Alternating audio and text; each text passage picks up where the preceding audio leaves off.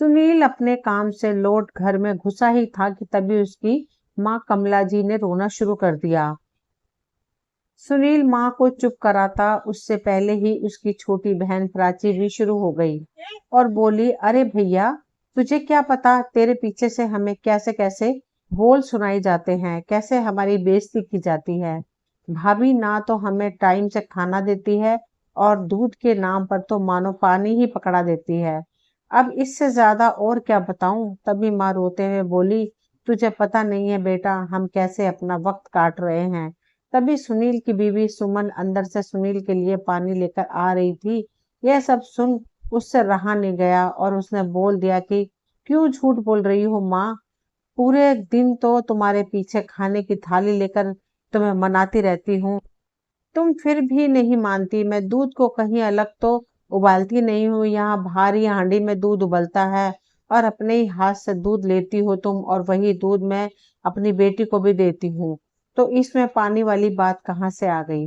भाभी तू तो रहने ही दे, हमारे लिए यहाँ पानी डालकर रख देती है और अपने लिए अंदर अलग से बिना पानी का दूध उबालती है। भैया को सब पता है तू क्या करती है और क्या नहीं। दीदी वो तो तुझे भी पता है कि वो दूध तो अलग से घी निकालने के लिए गर्म किया जाता है, उसमें से कोई दूध नहीं पीता, उसका तो बस दही जमाया जाता है। तुम झूठ बोल रही हो, पीने वाला दूध तो सबके लिए यही है। तभी प्राची बोली, रहने दो भाभी, मुझे सब पता है।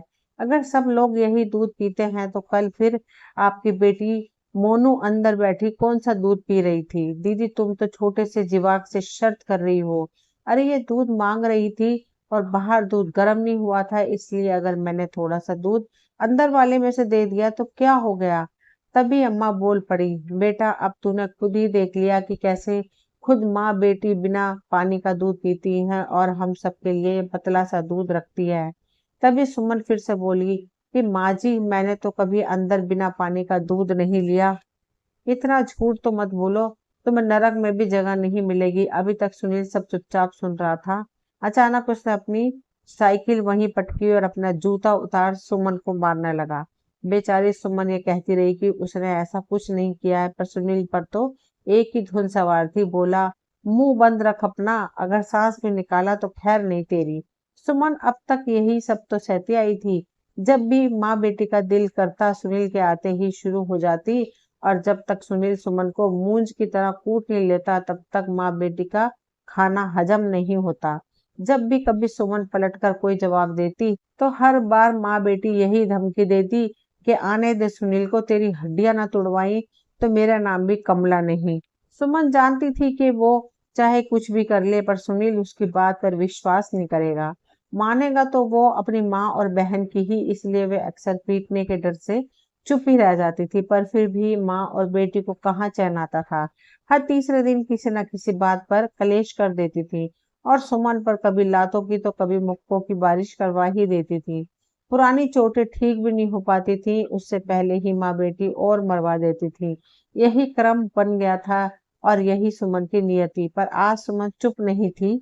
वो बार बार कहे जा रही थी कि उसने कुछ नहीं किया। सुनील अब जूता छोड़ लात घूंसे पर आ गया, गंदी गंदी गालियां निकाल रहा था, पर सुमन ने भी आज जैसे ठान ही लिया था कि आज वो चुपचाप बर्दाश्त नहीं करेगी। सास और ननंद अभी भी यही कहे जा रही थी, देख रहा है तू, तेरे सामने जब इतनी जबान चला रही है तो तेरे पीछे से क्या क्या कहती होगी।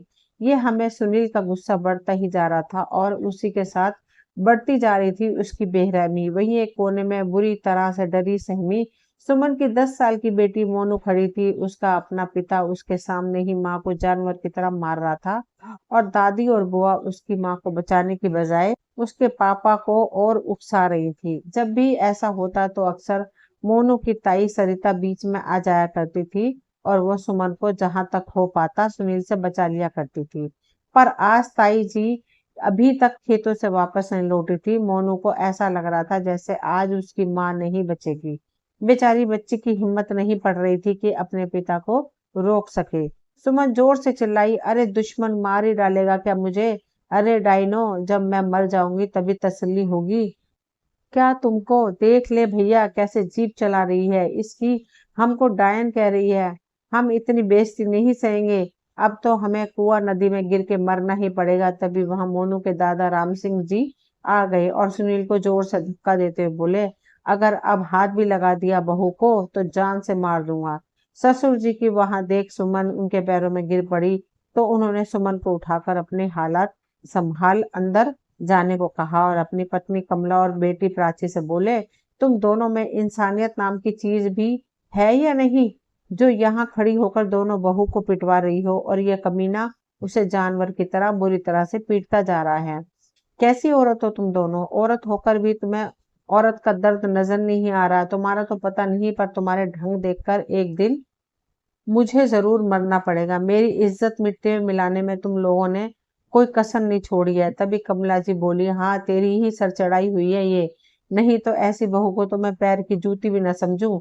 अरे ऊपर वाले से तो डर, किसी की आत्मा की जाई है ये, उसकी इस छोटी सी बच्ची से पूछ, इसकी माँ है ये। और इस कमीन की अकल पर भी पत्थर पड़ गए हैं। जिंदगी और बुढ़ापा दोनों इसी के संग काटने हैं। इसे राम सिंह जी ने कहा तो कमला जी झुंझुलाते हुए बोली, अरे मेरी चले तो इसे आज ही घर से निकाल दूं और कल ही नया ब्याह कर लाऊं, मेरे बेटे सुनील का। इसके तो नाखून तक के ब्याह हो जाएंगे। तो राम सिंह जी बोले, अरे बस तो किसी का भी नहीं चलता, नहीं तो मैं भी तुझे कब का घर से निकाल देता। और फिर अपनी बेटी की तरह देखते हुए बोले, अरे तुझे भी बेटी कहते हुए शर्म आ रही है? मुझे तुझे भी किसी के घर जाना है? अगर तेरे साथ भी ऐसा हुआ तब तू क्या करेगी? सुमन अभी भी वहीं खड़ी थी। यहाँ सामान्य बहुएं कभी जेठ ससुर के सामने मुंह नहीं खोलती थी और सुमन ने भी कभी ससुर जी के सामने मुंह नहीं खोला था, पर आज खुद को रोक नहीं पाई और बोली, पापा जी अब मैं यहाँ नहीं रहूंगी, इसका कोई पता नहीं कब मुझे मार दे। तो राम सिंह जी बोले, अरे बेटी मैं हूं ना, मेरे रहते क्यों चिंता करती हो? तेरे पिता से मैं ही लाया था तुझे मांग कर, तो तेरी मेरी जिम्मेवारी है गई बेटी। सुमन कुछ नहीं बोली और अंदर चली गई, पर मोनू अभी भी वहीं कोने में खड़ी सुक्किया ले रही थी। सुमन ने अंदर जाकर अपने मायके में खबर कर दी थी। आज उसके मायके वाले आस पड़ोस के बड़े बुजुर्गों को लेकर आए थे।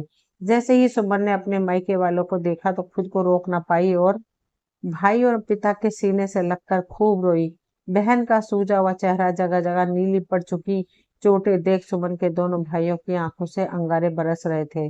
अगर समाज उनको आज जरा भी आजादी दे देता तो वह सुनील का भी वही हाल करते जो सुनील ने उसकी बहन का किया था।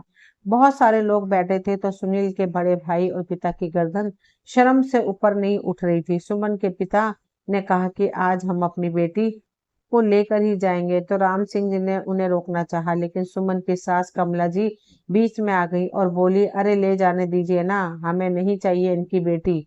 तो सुमन ने अपनी बेटी को ले जाने के लिए कहा, पर सुनील ने मोनू को उसके साथ नहीं जाने दिया और बोला, अरे पता नहीं कहाँ बेच खाएगी मेरी बेटी को, जाती रहो मेरी नजरों के सामने से, कहकर उसने मोनू को गोद में उठा लिया। तो सुमन भी गुस्से में मोनू को छोड़ अपने परिवार के साथ चली गई। छोटी सी बच्ची अपनी नजरों से कभी अपनी माँ को जाते हुए देख रही थी तो कभी अपनी दादी अम्मा और बुआ की तरफ, जिनके पास उसे अब रहना था। उससे किसी ने भी नहीं पूछा कि उसका किसके साथ रहने का मन है। माँ साथ ले जाना चाहती थी पर आपने जाने नहीं दिया। उसके आंसू अब रुकने का नाम ही नहीं ले रहे थे, पर तभी सरिता ताई जी के कोमल स्पर्श ने जैसे उस बच्ची की जान में जान डाल दी। ताई जी बोली, तू चिंता मत कर बेटी, मम्मी गई तो क्या हुआ, मैं और दादी जी है ना, और फिर कुछ दिन में मम्मी भी आ ही जाएगी। उसकी सरिता ताई जी ने कभी भी मोनू और अपने बच्चों में कोई भेदभाव नहीं किया था। अब सुमन को गए 3 महीने हो गए थे। प्राची और कमला जी दोनों माँ बेटी रोज मोनू को खेतों में जानवर चराने और सूखे उपले इकट्ठे करने भेज देती। रात की बासी रोटी और एक गिलास दूध पीकर बेचारी छोटी सी बच्ची पूरे दोपहर खेतों में जानवर चराती और सूखे उपले इकट्ठे करती रहती। दादी और बुआ दोनों आराम से घर बैठी रहती और शाम में जब भूखी प्यासी मोनू खेत से घर लौट कर आती तो दादी और बुआ दोनों ही घर को ताला लगाकर किसी न किसी के यहाँ गप्पे मार रही होती। पर मोनू के लिए तो पूरे दिन का यही पल सबसे अच्छा पल हुआ करता था, क्योंकि इसी बहाने से वह थोड़ी देर मोहल्ले के बच्चों के संग खेल भी लेती और सरिता ताई के पास जाकर चुपके से भरपेट खाना भी खा लेती थी। उसे हमेशा यही डर रहता था कि कहीं दादी माँ और बुआ ने देख लिया तो उसे पीटेंगी। सुनील के लिए मोनू उसकी बेटी तो थी, पर वो उस पर कभी भी ध्यान नहीं देता था। वो हमेशा अपनी दुनिया में रहता था। उसे तो यही लगता था कि उसकी माँ और बहन उसकी बेटी मोनू को बड़े अच्छे से ख्याल रखती हैं। नन्ही सी जान मोनू अपने पिता के गर्म स्वभाव की वजह से कभी कुछ भी नहीं कह पाती थी, क्योंकि उसकी माँ के साथ उसके पिता के बर्ताव का जो डर था वो मोनू की हड्डियों तक में समा गया था।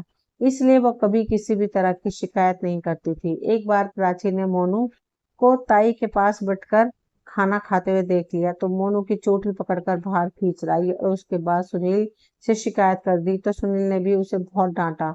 तब से ही मोनू बहुत डर गई थी और जब आसपास कोई नहीं होता तभी वो ताई के पास जा पाती। सरिता भी कलेश से डरती थी, इसलिए वो भी ज्यादा कुछ नहीं कह पाती थी और ऐसे ही दिन गुजरने लगे। पिछले 3-4 दिनों से जबरदस्त बारिश हो रही थी। इस मौसम में रोज सुबह छाछ और दलिया खाना और दिन भर पानी में जानवरों के पीछे भागना, कई बार बारिश में भीग जाना। बेचारी मोनू का कोमल शरीर ये पीड़ा कब तक सहता। तो भी बीमार हो गई। जब उसने अपनी तबीयत के बारे में दादी माँ और बुआ को बताया तो उनको यही लगा कि वो काम ना करने के बहाने कर रही है और उसे जबरदस्ती खेतों पर जानवर चराने भेज दिया। एक दिन शाम को जब मोनू खेत से लौटी तो पूरी भीगी हुई थी। उसका थका हुआ शरीर बुखार से तप रहा था। घर के अंदर जाकर उसने देखा कि दादी माँ और बुआ आज फिर ताला लगाकर कहीं बाहर चली गई हैं। मोनू ने सरिता ताई जी को आवाज लगाई तो ताई जी दौड़कर आई और उसकी हालत देखी तो सबसे पहले उसके कपड़े बदलाकर उसको चाय बनाकर दी और फिर बुखार की गोली देकर वहीं अपने पास आराम करने को कहा। पर मोनू बेचारी डर की वजह से बाहर वाले कमरे में आकर लेट गई। कुछ देर बाद जब मोनू को थोड़ा आराम मिल गया तो वह ताई जी के पास आई और बोली, ताई जी भूख लगी है, कुछ खाने को दे दो। सवेरे से थोड़ा सा दलिया ही खाया है, रोटी पानी में गिरकर भीग गई थी तो दोपहर में कुछ भी नहीं खाई पाई। अगर सवेरे की रोटी सब्जी है तो वही दे देना। तभी सरिता ने फटाफट गरम रोटी सेकी और सुबह की सब्जी के साथ मोनू को दी और साथ ही एक गिलास गर्म दूध और गुड़ भी लाकर मोनू की थाली में रख दिया। मोनू ने खाना शुरू ही किया था कि तभी उसकी बुआ प्राची वहां आ गई। अच्छा, तो यहाँ बैठी रोटियां तोड़ रही है, हम तुझे भूखा मारते हैं क्या? तुझे खाने को नहीं देते क्या, जो तू यह मांगकर खाना खा रही है? प्राची ने कहा। तो सरिता से अब रहा नहीं गया और वो बोली कि प्राची, किसी और की क्या, क्या ये छोरी, ये घर क्या इसका नहीं है? इसने अगर यहाँ खाना खा लिया तो क्या हो गया? अरे नहीं भाभी, मैं तो बात ही नहीं कर रही हूँ। ये बड़ी कामचोर है, काम ना करना पड़े इसलिए तुम्हारे पास छुप कर बैठ जाती है और फिर खाना मांगकर ऐसे दिखाती है जैसे हम तो इसे भूखा मारते हैं।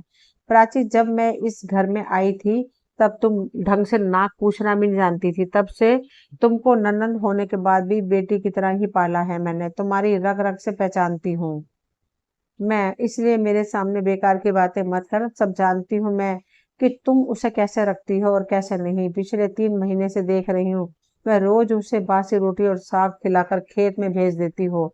शाम में जब वो आती है तो घर पर उसे ताला लगा हुआ मिलता है। तुम दोनों माँ बेटी इतना भी नहीं देखती कि वो जरा सी बच्ची है और उसकी माँ भी यहाँ नहीं है। उसकी आज हालत देखी तुमने, बारिश में भीग बुखार में तप रही थी बेचारी, दर्द से सर फटा जा रहा था उसका। अरे थोड़ी तो शर्म करो, कहकर सरिता वहीं बैठ गई। जब तक मोनू ने खाना खत्म ना कर लिया तब तक सरिता वहां से हिली भी नहीं। रात को मोनू को लेकर खूब कलेश हुआ तो सुनील ने मोनू को 2-3 थप्पड़ लगा दिए। अब बेचारी मोनू किसी के पास जाकर रो भी नहीं सकती थी। बस मन मैं सोचती रही और रोती रही कि जब मुझे यहाँ इसी हालत में रखना था तो क्यों नहीं जाने दिया मेरी माँ के साथ मुझे। रोते रोते कब नींद आ गई उसे पता ही नहीं चला और जब सुबह उठी तो बुखार से तप रही थी, उससे चला भी नहीं जा रहा था। दादी माँ ने आज फिर उसे इस हालत में कुछ छाछ और दलिया खिला जानवरों के पीछे खेत पर भेज दिया। आज सरिता भी खेत पर आई हुई थी तो जब उसने मोनू को इस हालत में भी जानवरों के साथ खेत में देखा तो उसका कलेजा मुंह को आ गया। कैसी माँ बेटी है ये, कल छोरी से चला भी नहीं जा रहा था और आज फिर उन्होंने इसे जानवर के पीछे खेत में भेज दिया है। जरा भी दया नहीं आई इस बच्ची की हालत पर। आज सरिता को सुमन पर बहुत गुस्सा आ रहा था। क्यों उनके पास छोड़कर गई थी वो अपने दिल के टुकड़े को। सरिता ने मोनू को बुला उसे आराम करने को कह दिया और बोली, तू चिंता मत कर, ये जानवर मैं देख लूंगी, तू यहीं लेट कर आराम कर ले। सरिता ने देखा तो उसका शरीर अभी बुखार से तप रहा था, पर वो खेत में कर क्या सकती थी, इसलिए उसको लेटा देख। दूसरे दिन सुबह जब मोनू उठी नहीं तो सुनील ने उसका तपता शरीर देखा तो वो गांव के डॉक्टर को बुला लाया। डॉक्टर ने मोनू को एक इंजेक्शन लगाया और कुछ दवाइयां दे दी। 3 दिन तक यही हाल चलता रहा। मोनू की हालत में कोई सुधार नहीं था। सरिता ने कितनी बार कहा कि शहर ले जाओ, पर दादी माँ और बुआ ने सरिता की एक न चलने दी और न ही सुनील ने किसी की सुनी। आज शनिवार था तो मोनू के ताऊ रमेश आज 15 दिन बाद ड्यूटी से घर लौटे थे। तो सरिता ने उन्हें मोनू की तबीयत के बारे में बताते हुए उन्हें सारी बातें बताई। तो रमेश ने आकर सुनील को समझाया और मोनू को तुरंत शहर ले जा चलने को कहा। तभी सरिता ने मोनू का मुंह पोंछा और उसे स्वेटर पहनाई। तो मोनू ने धीरे से एक गिलास दूध मांगा तो सरिता तुरंत दूध गर्म कर कर लाई और मोनू को सहारा दे बिठाकर दूध पिलाया। दूध का गिलास ताई को वापस दे मोनू फिर से चारपाई पर लेट गई। तभी रमेश और सुनील ने मोनू को उठाकर मोटरसाइकिल पर बीच में बिठाया और शहर के लिए चल पड़े। पर होने को कुछ और ही मंजूर था। बीमार मोनू के पास शायद और सांसें नहीं बची थी। अस्पताल पहुंचने से पहले ही आधे रास्ते में ही मोनू की गर्दन एक तरफ लुढ़क गई।